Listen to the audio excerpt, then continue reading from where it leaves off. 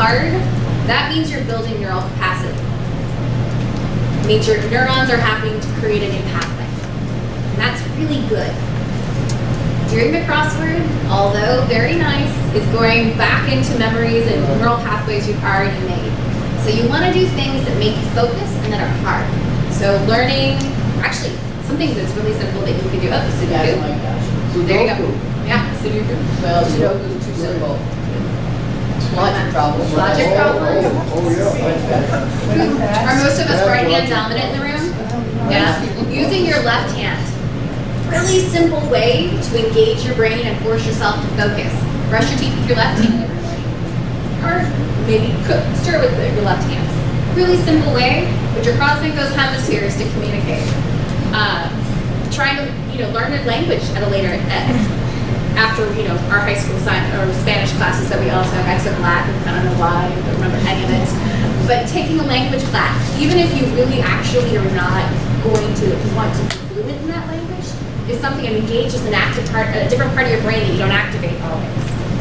The worst thing you can do with somebody with Alzheimer's disease is put them in front of a television, because that shuts their brain out. It's healthy, but don't do it all day. Stay actively engaged. People who who choose to be around other people with dementia in the earlier stages, we're seeing that the research, they have decreased levels of depression, they have increased overall health, and their dementia seems to progress differently. You think about it, you're living with a fatal disease and you're depressed, you're going to shut down. You're going to make your brain not do anything, right? So anything that we can do to get our brains active and engaged is going to help live better and live a higher quality of life with dementia, any kind of dementia. We actually have resources for that. If you all are working with people or know of people who are living with Alzheimer's and dementia now, we have a choir. We have watercolor classes. We have exercise classes amended for people with memory loss. We have a support group where the caregivers meet separately for the people living with the disease, and they get to talk about the things that are going on. So important. And it's so hard to get people to come to these things. What was the vitamin deficiency? So vitamin K and vitamin D can actually create similar, also iron. Iron is good.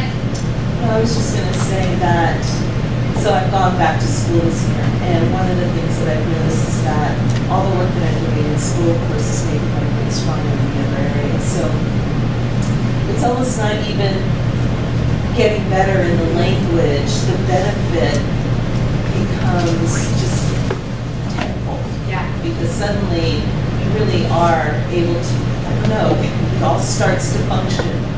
Yes, and thank you for bringing that up, because I had neglected to mention it. That's actually something that the research has indicated as well, is that people who have engaged in classes, and it could be people with advanced degrees, it could be coming to things like this where you have to listen to the gal in the front of the room talk about something where it's new words and new language. That's really great for your brain. And people who are lifelong learners have a reduced risk. Again, I know plenty of PhDs who develop Alzheimer's disease, but it is something that can help. Yeah. We have a great resource in Fort Worth, PSU, 65 or over. You can be an audited senior. And when I told up and take 2 classes a term, you don't have the homework, you don't have the exams, you just have the knowledge. And when I tell people in other cities, they go to their city for university, and has that same option. It doesn't exist. Right. We can't hear. Let me say that one more time. So the PSU is a great resource. It's they're 65 or over. There you You can go. be an auditing senior. You go to the Senior Adult Learning Center, and you can take courses. You need an ID number first, and you register one time. You pay $25, and you go to each of the professors when the term begins and ask permission to take the course. I've never been refused. It's the regular PSU classes. Yeah. The regular undergrad or graduate courses. So you're building neural pathways, you're engaging socially, you're doing things outside of your comfort zone. All of those are protective factors. Yes. I have a question, but I was going to say, as a student at PSU who had learners in my classroom, it was such a benefit to me. The perspectives that were provided was a great intergenerational opportunity. It was good for everyone. So Thank you for taking classes. My question was around ADA, people who have early onset when they're working, and what are the protections in the workplace, applying for disability benefits. Can you talk a little bit about this? Yes. So it's really tricky. So we're seeing this come up more and more with individuals who are younger onset.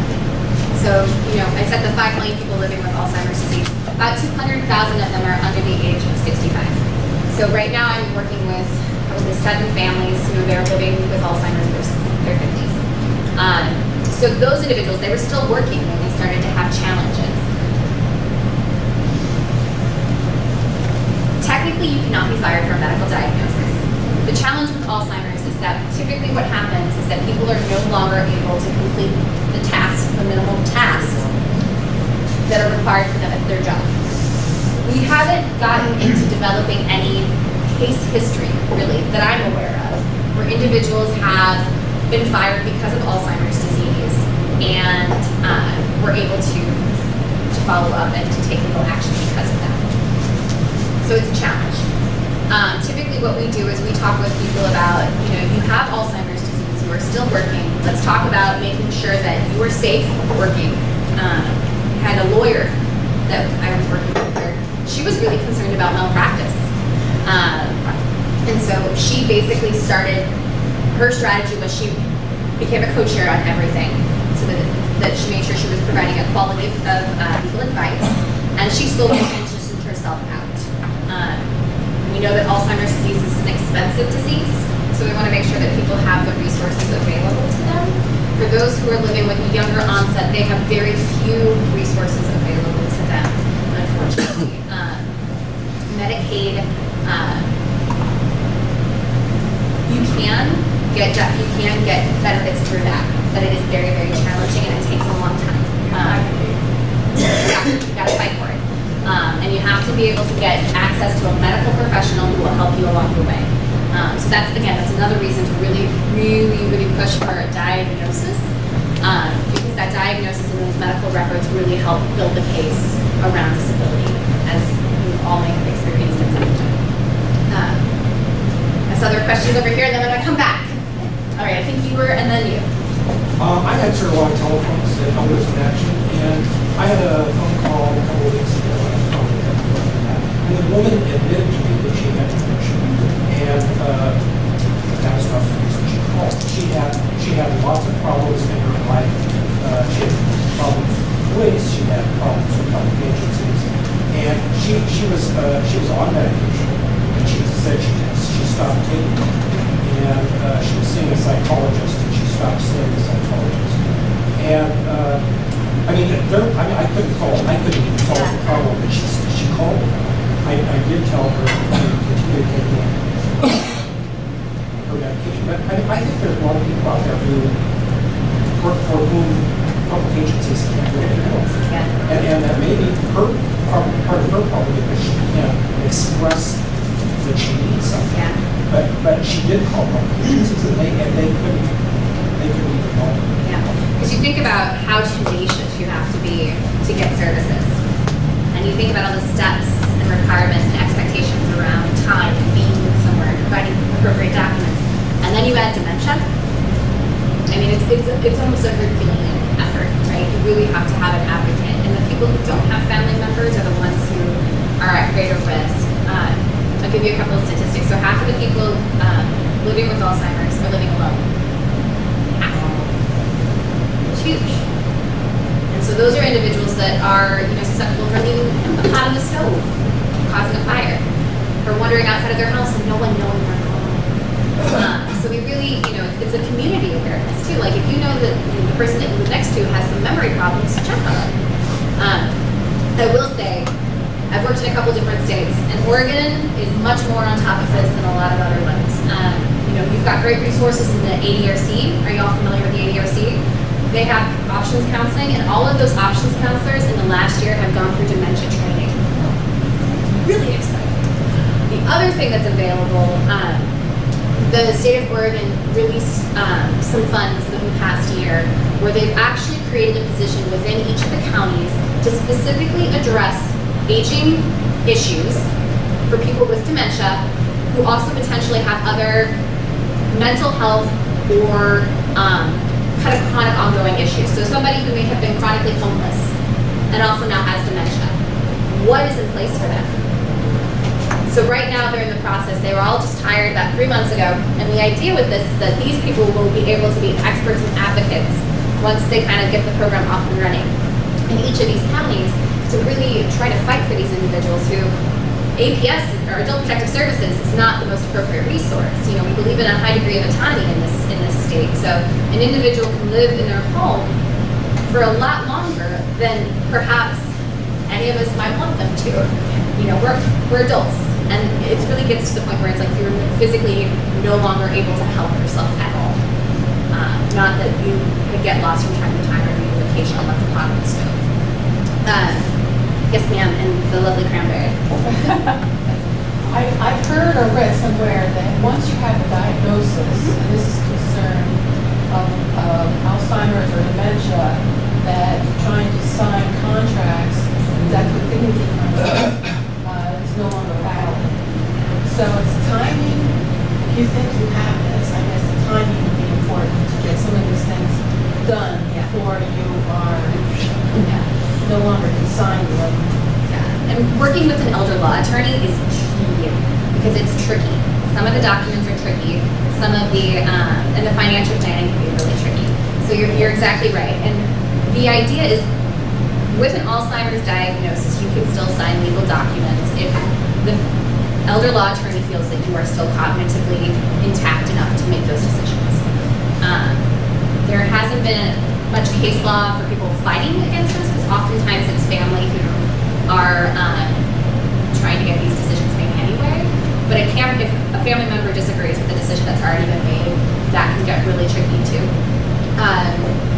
So yes, the legal and financial, everybody in here should take care of their advance directive, their pulse, their legal decision maker should you become incapacitated, in your advance medical directive. We say these are the things that everybody over the age of 18 should do. It's just the reality. I could walk out of here and get into a car accident and no one would have the authority to make my medical decisions. So just good things for all of us to do. If anybody is having resistance in that or hearing resistance from that, actually my mom was fighting me about it and I did it with her. I was like, okay, Mom, we're going to do this together. I'll do my advance directive too. My kids won't do it because they don't think it's that important. They got homes and they kid out of your kid and Yeah. they just say, oh, Mom, sometimes I'll do that. Have you guys read Being Mortal? Has anybody read Being Mortal?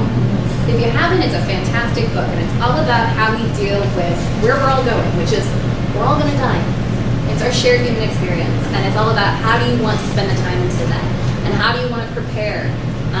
You know, we don't want to talk about death in our country. We don't want to think about hospice services.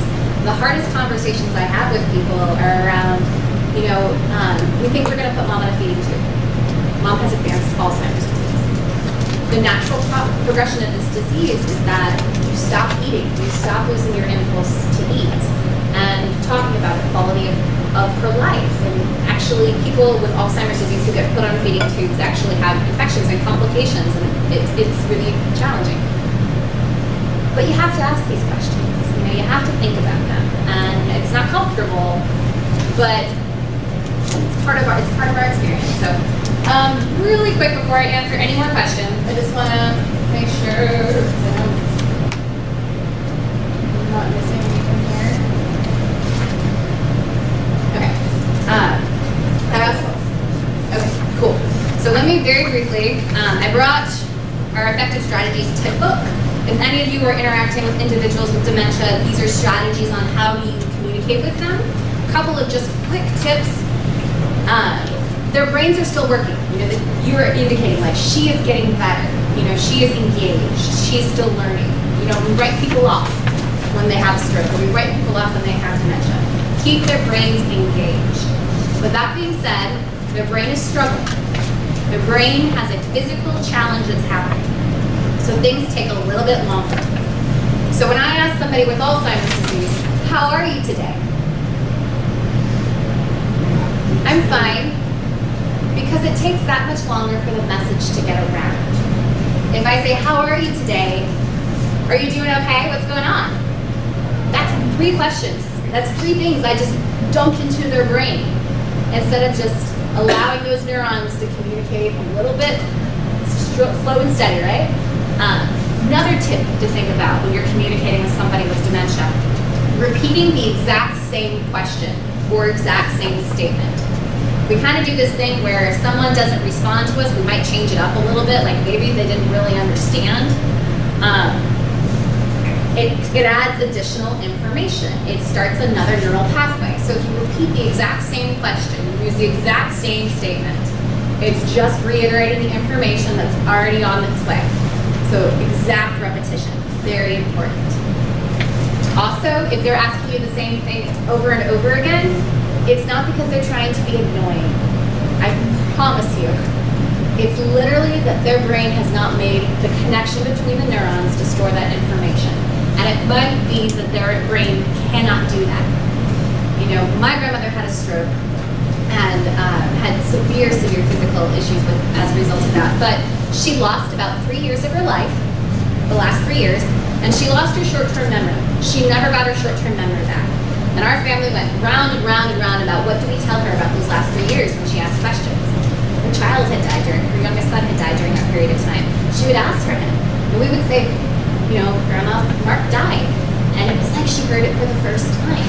So we had to actually come together as a family and say, okay, nobody wants to lie to her, but how can we be kind and compassionate? She does not have the ability to process that he's gone. So we would say, you'd see him soon. And that was the thing that we all felt we could say to her that was the kindest and most reassuring thing. Because people living with dementia are scared. The world is scared. There's a lot going on that's confusing. And one of our most remedial needs is to feel safe, right? We all want to feel safe. So if you don't know where you are or you don't know who's around you, you're going to be agitated. So reassuring and being calm is critical. The other thing to think about, I promise I'm going to get to questions, I'll just do this real quick, eye contact.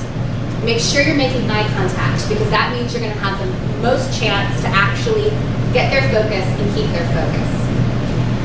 Don't talk loud at them, just talk slow. Don't do the, how are you today? Unless they're deaf. And then that might be the only way. But talking to them in the same compassionate way you would talk with them, even if they didn't have a dementia diagnosis. And then the other thing just to think about that people don't know, and then I'll open back up for questions. What's actually happening with the dementia is that your peripheral view is being impaired. You're literally losing your ability to see information outside of this. Okay? That's really important. Visually. So if things are happening over here, if you come up with somebody with mid-stage dementia from behind and say, hey, how are you? What was that? They become scared. And then when your brain becomes scared, you get your endorphin kick and you cannot process information. So you always want to come at people from the front, you want to focus, and then this is also, people think this is so cheesy, but it's so true, you smile. Because our automatic human relationship, when someone smiles at you, without even thinking about it, you smile back, right? It lets them know you're safe. Doesn't always work, especially if they're already agitated. Have caregivers be like, I'm supposed to smile at him? Yes, try it. Especially if it's somebody that you're trying to develop rapport with. You know, stay in this, think about this, stay on their level, don't talk down at them, it's information they can't take in. And that is all outlined, early, mid, and late stage communication tips for people with Alzheimer's disease. You're welcome to take those. And now I'll open back up to questions. Okay, I think the gentleman in the back had one more.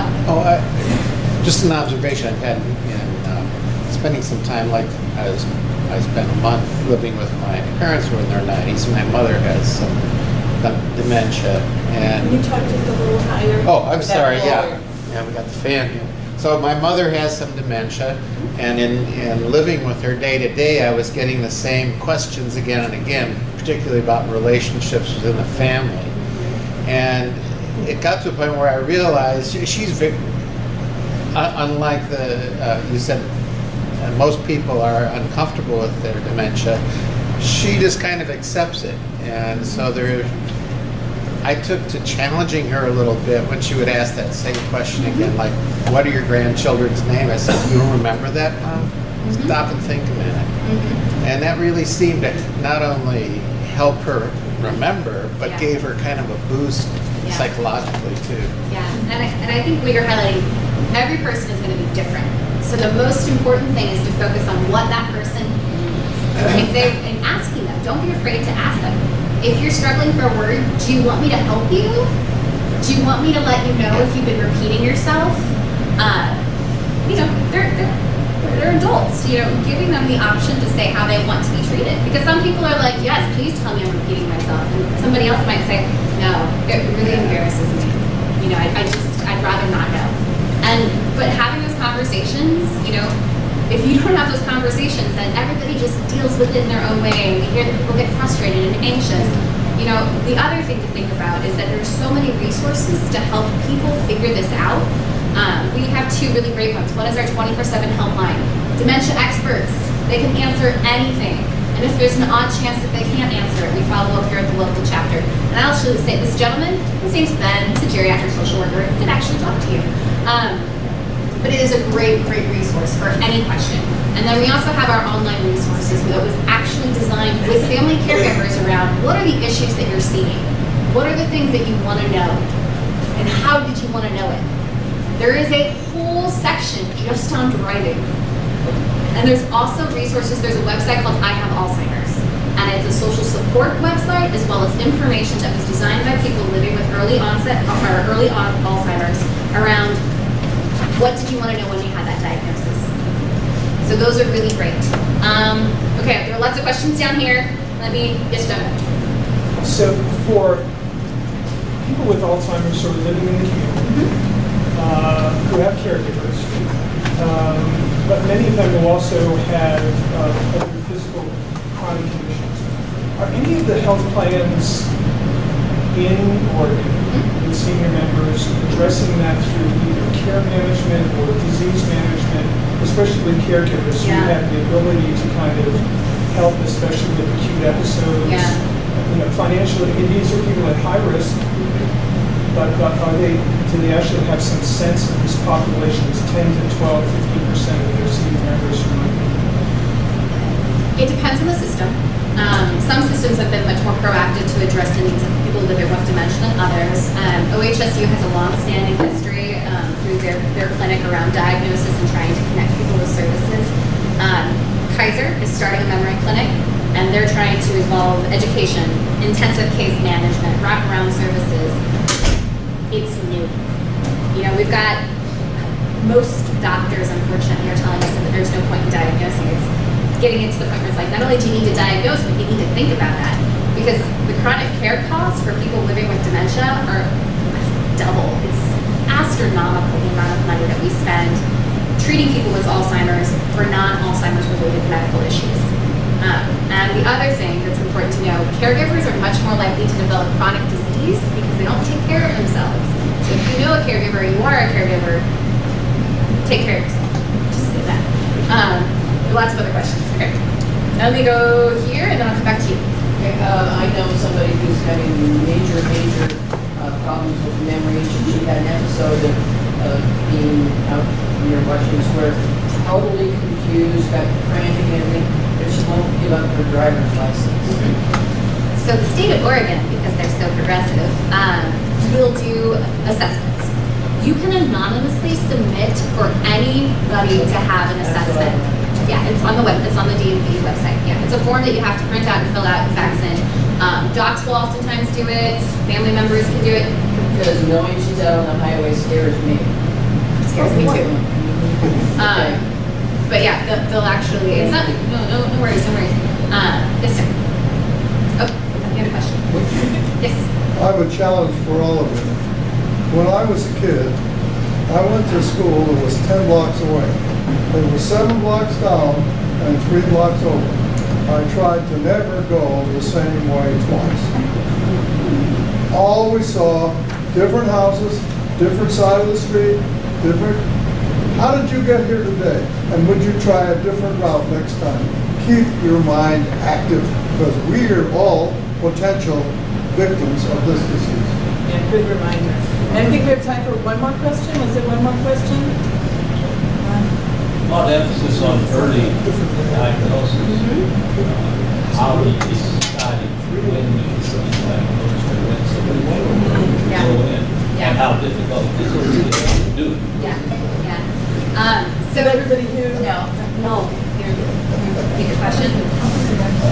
Early diagnosis is a big issue. And how do you determine when you get a diagnosis and how difficult is it to get one? So the easy answer is, if you're concerned, have a conversation with your doctor. If your doctor tells you that a little memory loss is a normal part of aging, and you say this is not normal, this is happening on a regular basis. We actually have part of our website that is specifically constructed to help people with that first doctor conversation. And in addition, I'll give a shameless plug here. Our conference is coming up. November 3rd is our McGinty conference. And we have a presentation by a medical doctor around what happens when your doctor won't make a diagnosis. How do you get that diagnosis? Diagnosis is key. You all are welcome to attend. Family caregivers are attending for free. I've got 60 more spots open, and then we would also be happy to do our volunteer rate for y'all if you were interested in that. And it's $50 for the full day conference. It goes over research, community engagement, advocacy, tons and tons of the convention center, so not too far from here. But I can also share that information with you on it. November 3rd, it's election day. So also, I'm really excited about November 4th. But it's a fabulous, fabulous conference. Actually, the theme this year is music, because our luncheon keynote is a researcher who, specifically his area of research is neural composition.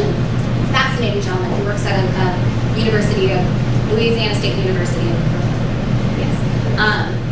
But he wrote this book called Una Vida it's a fictionalized account of a researcher who met a street performer in New Orleans who had younger onset. And it's a story of basically music and music through her dementia process. And so we're going to highlight the importance of music for those living with Alzheimer's and dementia.